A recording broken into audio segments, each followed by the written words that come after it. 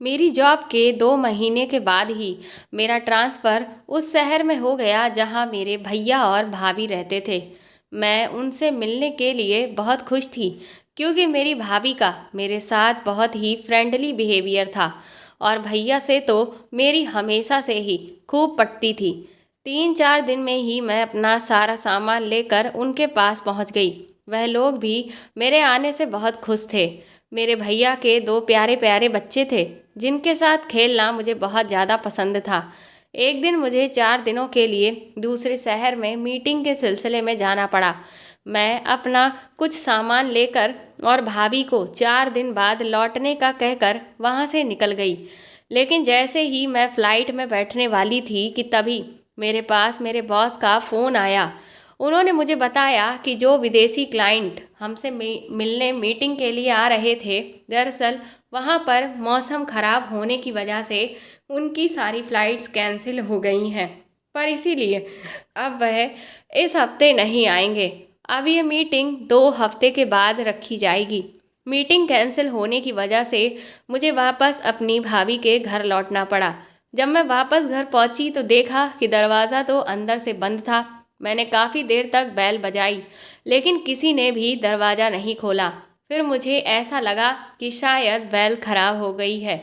उसके बाद मैं बहुत देर तक दरवाजे को खटखटाती रही लेकिन कोई भी दरवाज़ा खोल ही नहीं रहा था, जिससे मुझे थोड़ी सी टेंशन होने लगी कि कहीं भाभी को कुछ हो तो नहीं गया, क्योंकि भैया भी अपने ऑफिस एक बार सुबह चले जाते हैं तो सीधा शाम को ही वापस आते हैं और अक्सर तो वह अपने काम के सिलसिले में शहर से बाहर ही रहते हैं। तो इस वक्त तो भाभी घर में अकेली ही होंगी। बच्चे भी स्कूल गए होंगे। कहीं ऐसा तो नहीं कि उनकी तबीयत खराब हो। मुझे बहुत टेंशन होने लगी। मेरे पास कोई दूसरी चाबी भी नहीं थी। इस वजह से मैं उनके घर के अंदर जाने का रास्ता ढूंढने लगी। जब मैं पीछे की तरफ गई तो वहां मैंने देखा कि उनके किचन की खिड़की खुली हुई थी, जिसे देखकर मुझे थोड़ी तसल्ली मिली। मैं तुरंत ही खिड़की के रास्ते से अंदर कूदी, लेकिन अंदर मुझे भाभी कहीं भी दिखाई ही नहीं दे रही थी। तभी थोड़ा आगे बढ़ने पर मुझे मेज पर कुछ गुलाब के फूल रखे हुए दिखाई दिए और भाभी के कमरे से कुछ अजीब सी आवाज़ें आ रही थी। इसलिए मैं इस उसी तरफ आगे बढ़ गई। उनके कमरे का दरवाज़ा थोड़ा सा खुला हुआ था और तभी मैंने सामने का वह नज़ारा देखा जो मुझे कभी नहीं देखना चाहिए था। मेरी भाभी भाई के ऊपर थी। वह दोनों उस वक्त अपनी ही धुन में थे। उनकी गर्मजोशी की आवाज़ों से कमरा गूंज रहा था। इसी वजह से मैं इतनी देर तक जब दरवाज़ा बजाती रही तो उन्होंने कोई भी उन्हें आवाज़ सुनाई नहीं दी। मैं तुरंत ही ये सब देखकर पीछे हटी, क्योंकि उनके इस तरह के पलों को मुझे नहीं देखना चाहिए था। मैं मन ही मन बहुत ही शर्मिंदगी महसूस करने लगी कि मैंने उन्हें इस तरह की अवस्था में देखा। मुझे लगा कि मुझे वापस बाहर जाना होगा, क्योंकि अगर उन्हें पता चला कि मैं इस तरह से अंदर आ गई और मैंने उन्हें देख लिया है तो उन लोगों को भी बहुत शर्मिंदगी महसूस होगी। इसीलिए मैं तुरंत ही वापस खिड़की के रास्ते से बाहर निकल गई। मैंने सोचा कि एक काम करती हूँ, किसी रेस्टोरेंट में जाकर 2-3 घंटे बिता आई हूँ। तब तक वह लोग अपने पलों को भी अच्छे से महसूस कर लेंगे और मैं उनकी इस खुशी में कोई बाधा नहीं बनना चाहती थी। इसीलिए ये सब सोचकर मैं वहीं के एक फेमस होटल में पहुंच गई। अभी मैं वहां पर बैठकर अपने दिए हुए ऑर्डर का इंतज़ार कर ही रही थी कि तभी मैंने भैया को कुछ लोगों के साथ बाहर निकलते हुए देखा। उन्हें देखकर तो मेरे वहां पर होश ही उड़ गए कि भैया तो घर पर थे, लेकिन फिर वह अचानक से यहाँ कैसे आ गए। ये तो मेरे लिए बहुत ही आश्चर्य की बात थी। इसीलिए मैं अपने कदमों को रोक नहीं पाई और तुरंत ही उनके पीछे चली गई। मैंने उन्हें आवाज़ दी। मेरी आवाज़ सुनकर वो पीछे पलटे और मुझे वहाँ देखकर वह खुद बुरी तरह से चौंक गए। मैं कहने लगे कि तुम तो बाहर जाने वाली थी, फिर तुम यहाँ क्या कर रही हो। मैंने कहा कि वो दरअसल अचानक से मेरी मीटिंग कैंसिल हो गई, लेकिन आप यहाँ क्या कर रहे थे। तो वह कहने लगे कि अरे, मैं तो आज यहाँ सुबह से ही मीटिंग के लिए आया हुआ हूँ। अब जाकर मेरी मीटिंग खत्म हुई है, इसीलिए मैं वापस अब ऑफिस जा रहा था। लेकिन अगर तुम्हारी मीटिंग कैंसिल हो गई है तो तुम यहाँ क्या कर रही थी। तुम्हें तो घर जाना चाहिए था। घर का नाम सुनते ही भाभी की उस तरह की सारी चीज़ें मेरे दिमाग में घूम गईं। इसका मतलब उस वक्त मैंने जिस आदमी को भाभी के साथ देखा था वह मेरे भैया नहीं थे, वह तो कोई और ही था। इसका मतलब मेरी भाभी मेरे भाई को धोखा दे रही है। एक साथ मेरे दिमाग में न जाने कितने सारे सवाल चलने लगे और मैं अपनी ही सोच में गुम हो गई। तभी भैया ने मुझे हिलाते हुए कहा, रागिनी, किस सोच में पड़ गई हो? मैंने तुमसे कहा कि तुम वापस घर क्यों नहीं गई? तुम यहाँ क्या कर रही हो? अब मुझे कुछ भी समझ में नहीं आ रहा था कि मैं उन्हें आखिर क्या बताऊं कि मैं यहाँ पर क्या कर रही थी, क्योंकि मैं उन्हें किस मुंह से बताती कि मैं तो घर गई थी, लेकिन वहाँ पर मैंने जो कुछ भी देखा उसे देखते ही मैं वापस इस होटल में आ गई। मैंने उनसे बहाना बनाते हुए उस वक्त कहा कि वो दरअसल मेरी एक फ्रेंड ने अचानक ही मुझे यहाँ पर मिलने के लिए बुलाया है, तो मैं बस उसी का इंतज़ार कर रही थी। मेरी बात सुनकर भैया निश्चिंत हो गए और कहने लगे, चलो ठीक है, तो इसमें इतना परेशान होने वाली क्या बात है? तुम अपनी फ्रेंड से जाकर मिलो, मुझे भी ऑफिस जाने में देरी हो रही है। उसके बाद भैया अपने ऑफिस के लिए निकल गए, लेकिन मेरा तो सर दर्द की वजह से फटा जा रहा था। मुझे कुछ भी समझ में नहीं आ रहा था कि आखिर ये सब हो क्या रहा है। मैं तुरंत ही वहाँ से घर के लिए निकली। इस बार जब मैंने दरवाज़ा खटखटाया तो पहली बार में ही भाभी ने दरवाज़ा खोल दिया। मुझे सामने देखकर भाभी बुरी तरह से चौंक गईं कि मैं तो मीटिंग के लिए गई थी, फिर मैं यहाँ कैसे आ गई? तो मैंने उनसे कहा कि वो दरअसल मेरी मीटिंग कैंसिल हो गई थी और बस इसीलिए मैं वापस आ गई। उसके बाद वह मुझसे बिल्कुल नॉर्मल तरीके से बात कर रही थी, जैसा कि हमेशा से करती आई थी। मुझे तो अभी तक यकीन ही नहीं हो रहा था कि मैंने भाभी को उस वक्त किसी और के साथ देखा था, बल्कि भैया के साथ नहीं। मैंने एक बार फिर से खुद को सांत्वना देने के लिए भाभी से पूछा कि क्या भाई दोपहर को घर लौट कर आए थे? तो वह कहने लगी कि नहीं, तो तुम्हें तो पता है कि तुम्हारे भैया ज़्यादातर तो अपने काम के सिलसिले में शहर से बाहर ही रहते हैं, और जब यहाँ रहते भी हैं तो वह तो सुबह को जाते हैं और फिर सीधा रात में ही वापस आते हैं। दिन में तो उनके घर आने का कोई चांस ही नहीं बनता है। लेकिन तुम ये सब क्यों पूछ रही हो? तो मैंने उनसे कहा कि कुछ नहीं, बस ऐसे ही पूछा। उसके बाद मैं खाना खाकर अपने कमरे में चुपचाप बैठ गई, लेकिन मेरे दिमाग में अभी भी वही सब कुछ चल रहा था जो मैंने कुछ घंटों पहले देखा था। भैया के बच्चे मेरे साथ खेल रहे थे, लेकिन आज मेरा उनके साथ खेलने का बिल्कुल भी मन नहीं कर रहा था। मुझे बार बार अंदर ही अंदर से बहुत रोना सा आ रहा था। मेरा दिल कर रहा था कि मैं भाभी से जाकर पूछ लूं कि आखिर वह ये सब क्यों कर रही हैं और किस लिए कर रही हैं। वह अपने ही हाथों अपने बसे बसाए घर को क्यों उजाड़ना चाह रही हैं? क्यों वह मेरे भाई को धोखा दे रही है? मेरा भाई तो उन्हें कितना चाहता है, मेरा भाई उनकी कितनी कदर करता है, उनके लिए किसी भी चीज़ की कोई कमी नहीं होने देता। फिर आखिर वह उन्हें ऐसे धोखा क्यों दे रही है? लेकिन मैं उनसे कुछ भी नहीं पूछ सकती थी, क्योंकि अभी तक मैं पूरी तरह से पक्के तौर पर ये नहीं कह सकती थी कि मैंने जो कुछ भी सोच रही हूँ या जो मैंने देखा है उसमें कहाँ तक कितनी सच्चाई है। मुझे लगा कि अब शायद मुझे इस मामले की तह तक जाना ही होगा और भाभी पर नज़र रखनी ही होगी। मैंने उस दिन से भाभी पर ध्यान देना शुरू किया तो देखा कि रात को भाई के सोने के बाद उनके फ़ोन पर किसी का फ़ोन आता था और वह चुपचाप छत पर जाकर उससे बातें करती रहती थी। इससे मुझे ये तो कन्फर्म हो गया था कि वह किसी से बात करती हैं, उनकी ज़िंदगी में कोई दूसरा आदमी भी है। लेकिन वह ये सब क्यों कर रही हैं, ये मुझे समझ में नहीं आ रहा था। अभी कुछ दिन बीते ही थे कि मेरे बॉस ने मुझे एक ज़रूरी मीटिंग को अटेंड करने के लिए एक बड़े से होटल में भेजा। मैं अपनी मीटिंग ख़त्म करके वहाँ से निकलने ही वाली थी कि तभी मैंने भाभी को रिसेप्शन पर खड़े हुए देखा। उसके बाद वहाँ पर वह बात करके ऊपर वाले रूम की तरफ चली गई। मैं भी उनका पीछे से चुपचाप पीछा करने लगी तो देखा कि वह एक कमरे के अंदर चली गई। इसके बाद मैं नीचे रिसेप्शन एरिया में उनका इंतज़ार करने लगी। करीब 2 घंटे के बाद वह उस कमरे से बाहर निकली और 5 मिनट के बाद ही उस कमरे से एक आदमी बाहर आया। लेकिन वह आदमी कौन था ये मैं नहीं जानती थी। मेरा उस आदमी को आज ज़िंदगी में मैंने आज पहली बार देखा था। मैंने अपना चेहरा अच्छी तरह से ढक लिया और फिर मैंने देखा कि वह आदमी तो वहाँ से चला गया, लेकिन भाभी अभी भी होटल के बाहर खड़ी थी। मुझे लगा कि ना जाने वह वहाँ पर किसका इंतज़ार कर रही हैं।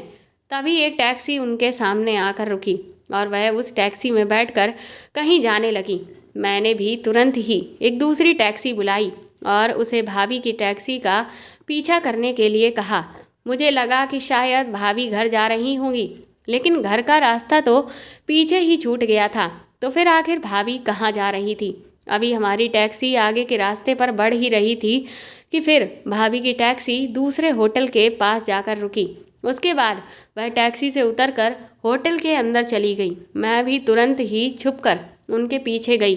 फिर वह लिफ्ट से होते हुए उस होटल के एक रूम के अंदर चली गई और उस रूम से भी वह करीब 2-3 घंटे के बाद बाहर आई और उनके साथ में एक और आदमी निकला।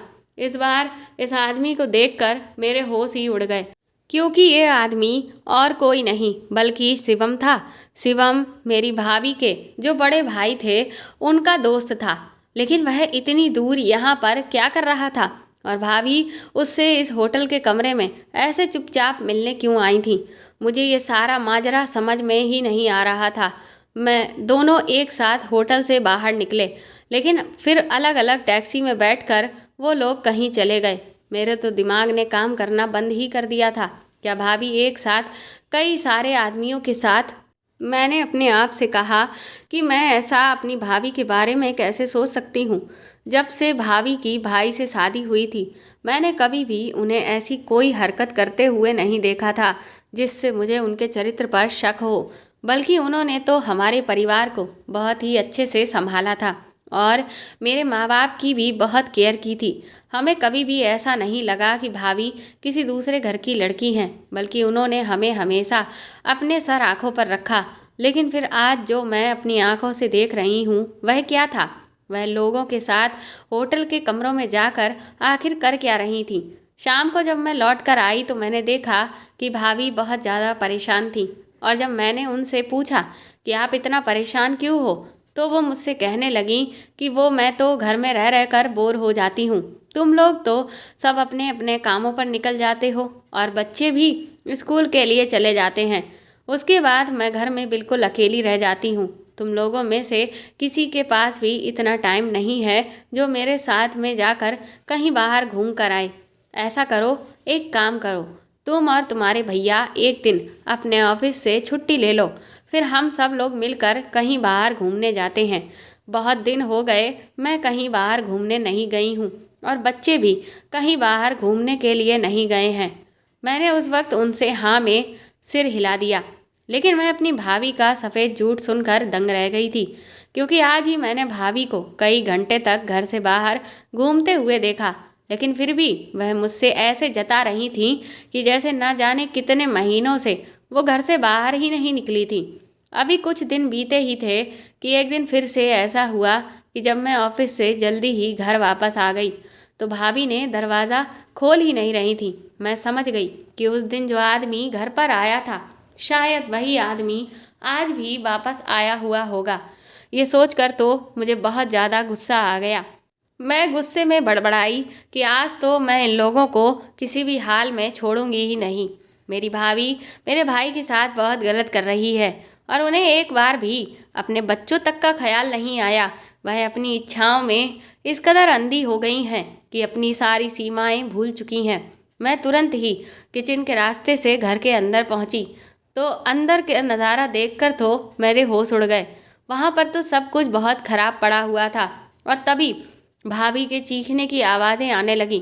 वो आवाज़ें उनके कमरे से आ रही थी। मैं तुरंत ही लपक कर उनके कमरे में पहुंची तो वही पहला आदमी जिसे मैंने होटल में देखा था वह भाभी के साथ ज़बरदस्ती करने की कोशिश कर रहा था। मैंने तुरंत ही आओ देखा न ताओ और पीछे से उसके सर पर एक डंडे से वार कर दिया। वह तुरंत ही वहीं पर बेहोश हो गया। मुझे सामने देखकर भाभी मेरे गले लगकर रोने लगी और बोली, रागिनी तुमने सही टाइम पर आकर मुझे बचा लिया। मैंने भाभी से कहा कि ये कौन है और ये घर में इस वक्त यहाँ पर क्या कर रहा था? भाभी मुझसे कहने लगी, ये चोर है और ये यहाँ पर चोरी करने आया था। मैंने भाभी से कहा कि अब मैं आपका एक और झूठ बर्दाश्त नहीं करूंगी। आपकी झूठी बातें सुन सुनकर तो मेरे कान ही पक चुके हैं। मेरी बात सुनकर भाभी हैरत भरी नज़रों से मेरी तरफ देखने लगी। मैंने उनसे कहा कि आपको क्या लगता है कि आपकी किसी भी काली करतूत के बारे में मुझे कोई जानकारी नहीं है? मैंने आपको और इस आदमी को ऐसी हालत में इस कमरे में वह सब कुछ करते हुए देखा है जिसको मैं कभी भी शब्दों में बयां नहीं कर सकती। और तो और मैंने आपको इस आदमी के साथ होटल के कमरे से भी निकलते हुए देखा था। मेरी ये बात सुनकर भाभी की आंखें फटी की फटी रह गईं। वह तुरंत ही मेरे पैरों में गिरकर रोने लगीं और गिड़गिड़ाने लगीं, कहने लगीं कि ये सब के बारे में मैं अपने भाई को कुछ भी ना बताऊं। वो कहने लगी कि मैं तुम्हारे आगे हाथ जोड़ती हूँ, मेरी गृहस्थी को बर्बाद होने से बचा लो। मैंने उनसे कहा कि अपने ये मगरमच्छ के आंसू कहीं और बहाएं। आपको एक बार भी शर्म नहीं आई ये सब करते हुए? यहाँ तक कि आप सिर्फ एक इस आदमी के साथ ही नहीं बल्कि उस शिवम के साथ में भी ये सब कर रही हैं। और आप ना जाने कितने ही आदमियों के साथ गुलछर्रे उड़ा रही हैं। अरे आपके जैसी औरत को तो डूब कर मर जाना चाहिए। भाभी कहने लगी कि तुम सच कह रही हो रागिनी, मेरे जैसी औरत को जिंदा रहने का कोई हक नहीं है। इसके बाद में वो तुरंत ही दौड़कर अपनी अलमारी के पास पहुंची और उन्होंने उसमें से एक गन निकाली और अपने सर पर गोली चलाने ही वाली थी कि तभी मैंने भी जल्दी से जाकर उनका हाथ पकड़कर उनसे उस गन को छीन लिया।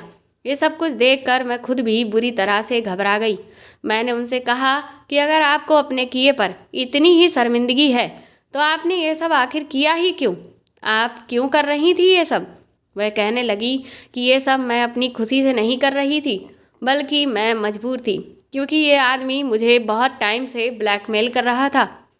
भाभी के मुंह से ब्लैकमेलिंग की बात सुनकर तो मैं दंग रह गई। मैंने कहा कि आपको ये ब्लैकमेल कर रहा था, लेकिन क्यों, आखिर किस वजह से? भाभी ने कहा कि आज मैं तुम्हें सब कुछ बताऊंगी, लेकिन वादा करो कि तुम मेरी मदद करोगी, क्योंकि मैं अब इस जाल में इतनी बुरी तरह से फंस चुकी हूँ कि अब इससे निकल पाना मेरे अकेले बस की बात नहीं है। मैंने उनसे कहा कि अगर आप मुझे सब कुछ सच सच बताएंगी तब ही मैं आपकी मदद करूंगी। उसके बाद भाभी ने और मैंने दोनों ने मिलकर उस आदमी को एक कुर्सी पर अच्छे से बांध दिया और उसके मुंह पर अच्छे से कपड़ा भी लपेट दिया। मैंने भाभी को पानी पिलाया और फिर उन्हें थोड़ा शांत किया। उसके बाद उन्होंने मेरे सामने अपने अतीत के वह पन्ने खोलने शुरू किए जिनके बारे में आज तक कोई भी नहीं जानता था। भाभी ने कहा कि शादी से पहले भैया उन्हें बहुत प्यार करते थे।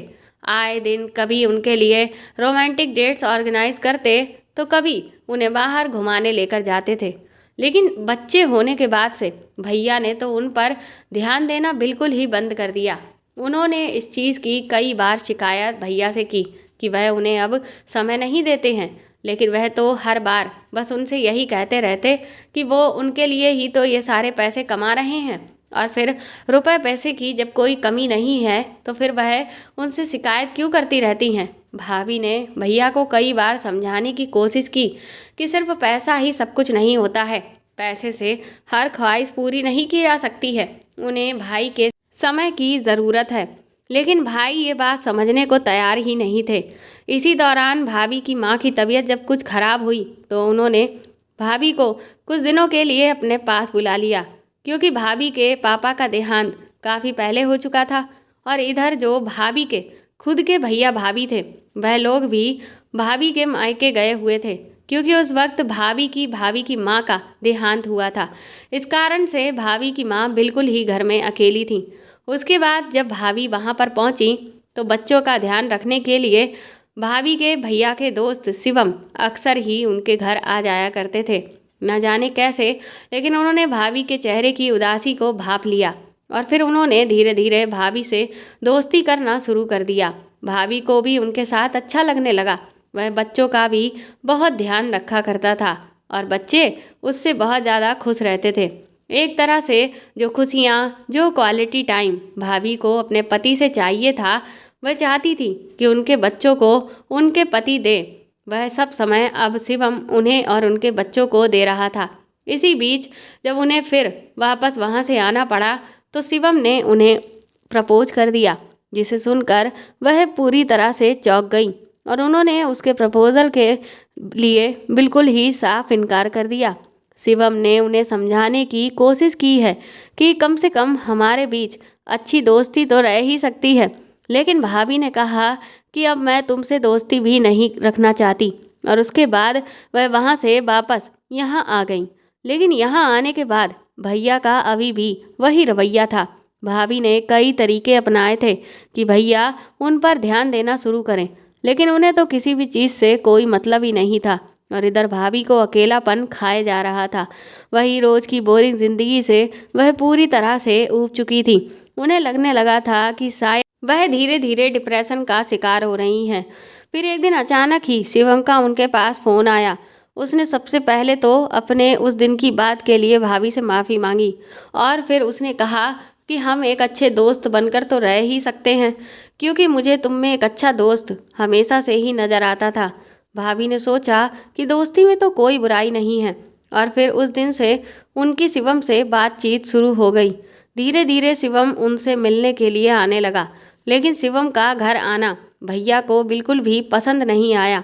इसीलिए भाभी ने फिर शिवम से घर आने के लिए तो मना कर दिया, लेकिन शिवम ने भाभी से मिलने के लिए फिर होटल का रास्ता चुना।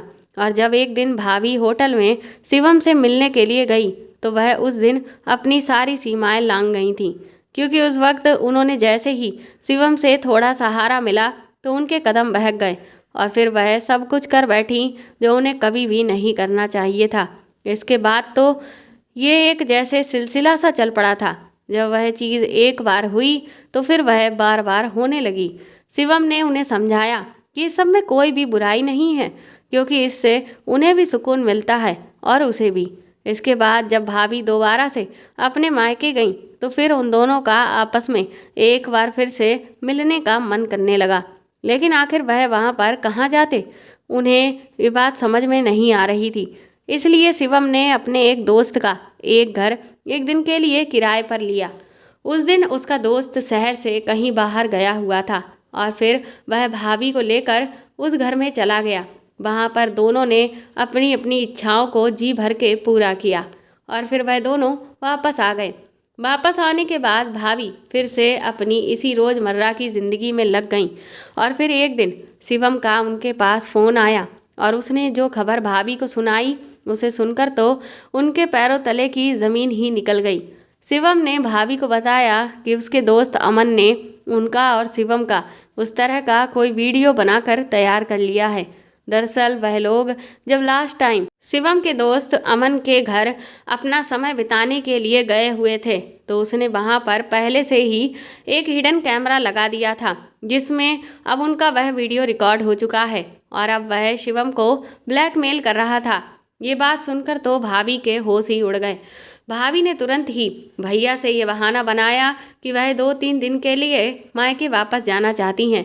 भैया ने उन्हें इजाज़त दे दी और उसके बाद भाभी जब वहाँ पहुँची तो शिवम के दोस्त अमन ने उनके सामने ये शर्त रख दी कि वह ये वीडियो एक शर्त पर ही किसी को भी नहीं दिखाएगा। अगर भाभी जो शिवम के साथ अब तक करती आ रही थी वही सब अब अमन के साथ भी करें। ये शर्त सुनकर तो भाभी के पैरों तले ज़मीन ही निकल गई, लेकिन फिर वह मजबूर हो गई और उन्हें मजबूरी में वह सब अमन के साथ भी करना पड़ा। उसके बाद तो उन्हें लगा कि अब शायद उनका इस सब से पीछा छूट जाएगा, लेकिन ऐसा कुछ भी नहीं हुआ।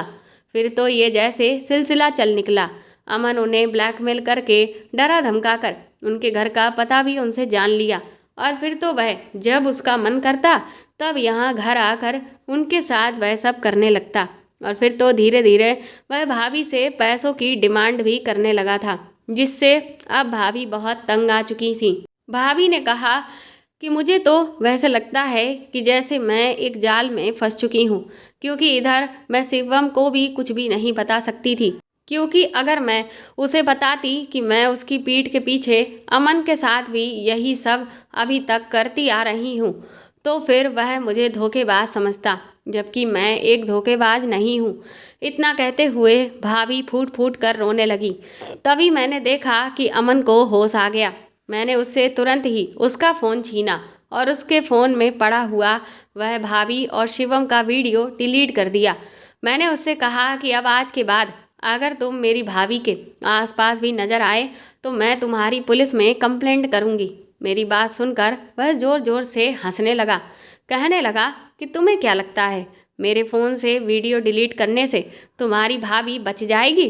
अरे अभी एक वीडियो तो शिवम के फ़ोन में भी पड़ा हुआ है। उसकी ये बात सुनकर तो मेरे और भाभी के दोनों के ही होश उड़ गए। भाभी ने कहा कि आखिर तुम कहना क्या चाहते हो? तब अमन ने बताया कि ये सब तो शिवम का ही बना बनाया प्लान था।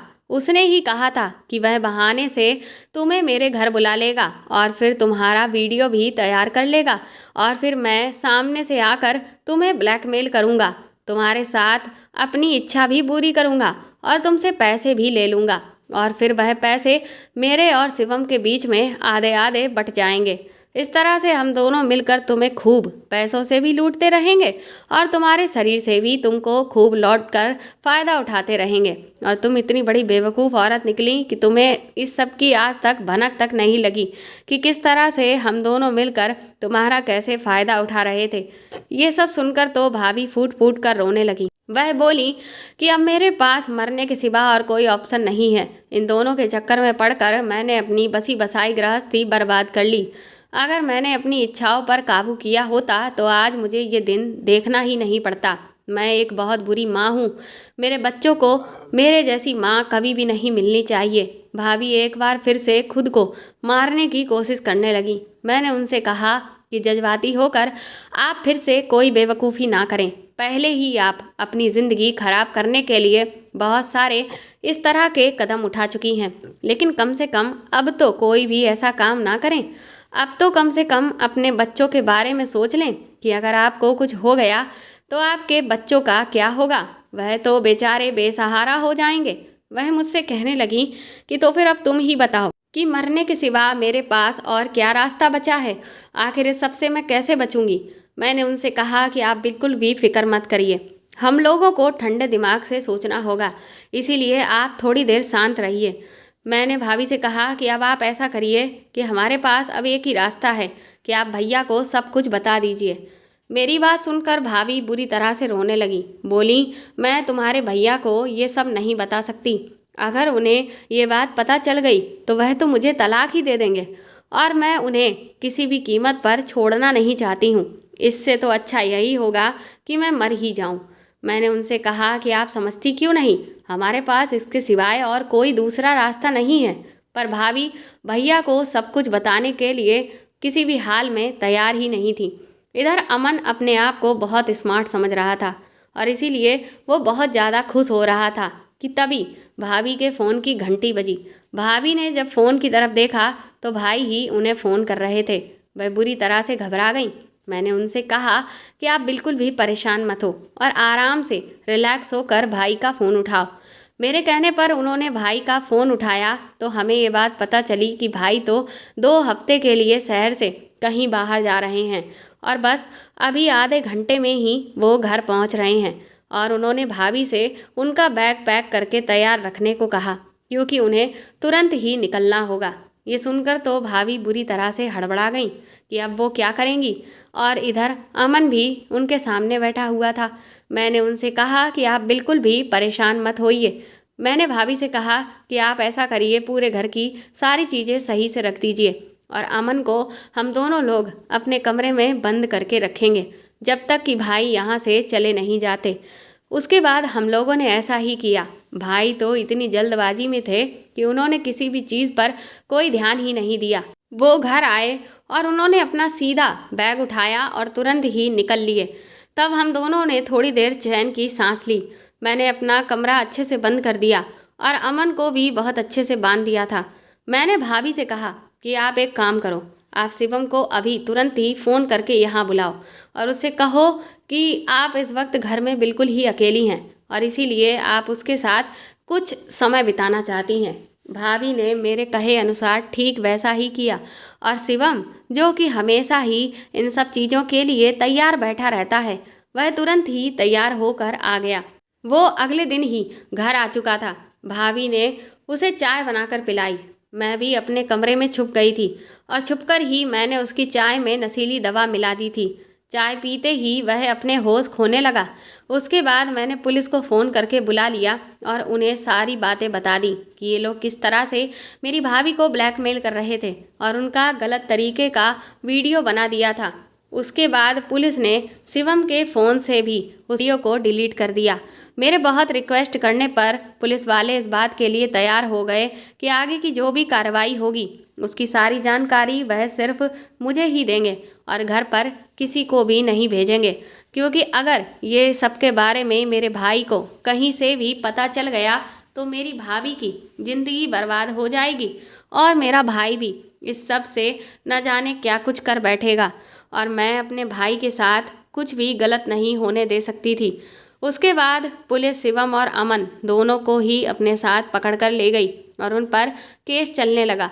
इधर जो भी सबूत और भाभी की गवाही थी जो उन्होंने कोर्ट में दी थी, उसके बिना पर शिवम और अमन दोनों को 10 साल की सज़ा हो गई।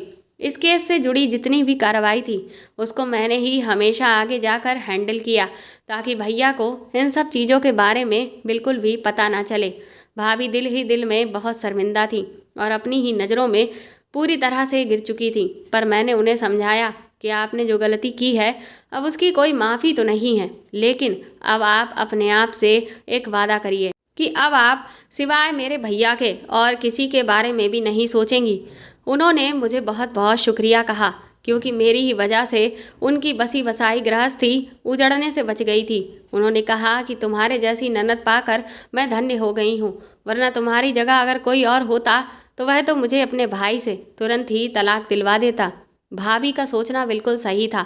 जब पहली बार मुझ पर अपनी भाभी की सच्चाई खुली थी तो मैंने भी यही सोचा था, लेकिन मैं बहुत अच्छे से जानती थी कि मेरा भाई भाभी से बहुत प्यार करता है।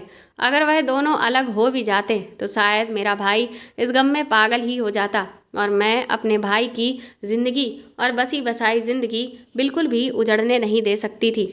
भाभी ने मुझसे वादा भी किया कि अब वह सिर्फ और सिर्फ अपने बच्चों और अपने पति पर ही ध्यान देगी। शिवम और अमन को उनके किए की सज़ा मिल चुकी थी और भाभी को भी सबक मिल चुका था। तो दोस्तों, आपको ये कहानी कैसी लगी हमें कमेंट करके ज़रूर बताएं और प्लीज़ इस कहानी को ज़्यादा से ज़्यादा शेयर और लाइक करके मेरे चैनल को सपोर्ट करें। साथ ही अगर आप चाहें तो मुझे सुपर थैंक्स भी खरीद कर दे सकते हैं। सुपर थैंक्स का ऑप्शन आपको इस वीडियो के नीचे दिए हुए सभी ऑप्शंस में दिख जाएगा, जो कि हार्ट शेप में बने हुए डॉलर के साइन के तौर पर है। और अगर आप मेरे चैनल पर नए हैं तो सब्सक्राइब करके बेल आइकन को ज़रूर दबा दीजिएगा ताकि आगे भी मैं आपको ऐसी ही अच्छी कहानियाँ सुनाती रहूँ। Thank you.